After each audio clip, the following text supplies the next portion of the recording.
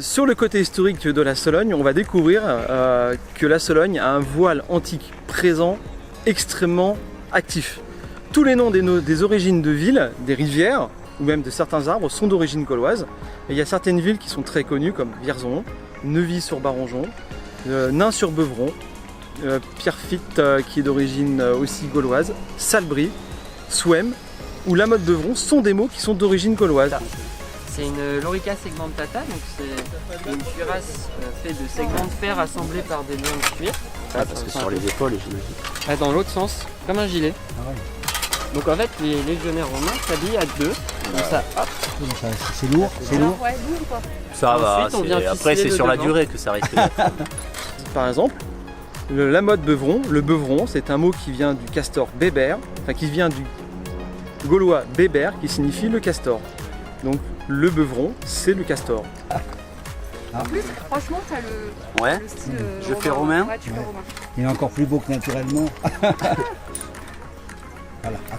Là, on n'a pas un bouclier pour compléter. Si, il y a le bouclier derrière.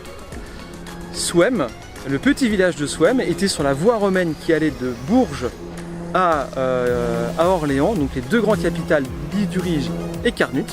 Et Souham était au milieu de cette voie.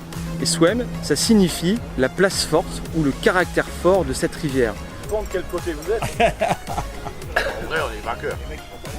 Voilà, on est après eux.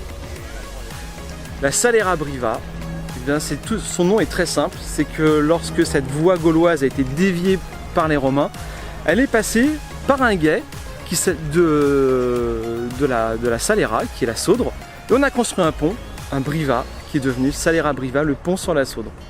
Si vous maintenez le bouclier et que vous passez la lame en dessous, il y a juste une pointe qui va dépasser, ce qui permet d'aller percer l'ennemi là où il a ses artères. Vous dites pousser le bouclier, c'est comme ça ou alors venir là, comme ça.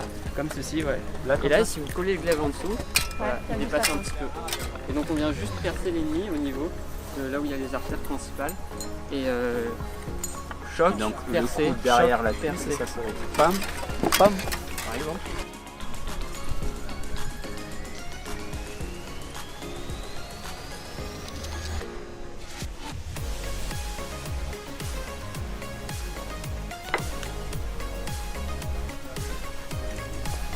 Alors le festival Salera, son origine est liée à une discussion avec monsieur le maire, monsieur Alexandre Avril, maire de Salbris, au cours de laquelle il m'a demandé quelle était ma passion et je lui ai expliqué ce qu'était la reconstitution historique gauloise et l'Antiquité en général. En train de chauffer une barre métallique, enfin de la monter en température pour pouvoir après forger en fait un couteau. Tout simplement. La barre est là, avec la tige qui est dessous, on monte à 1 degré. Alors je suis très content d'accueillir tout le monde à Salbris ce week-end pour le festival Salera. C'est la première édition d'un grand festival de reconstitution historique, d'histoire vivante. Et le but, c'est de prendre la machine à voyager dans le temps, de revenir 2300 ans en arrière, à l'époque de la création de Salbris.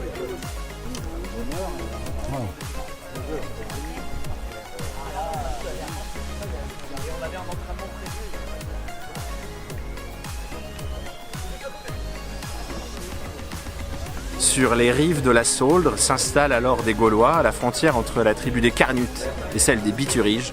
Et nous sommes traversés par les armées romaines de Jules César, qui nous cite dans la guerre des Gaules.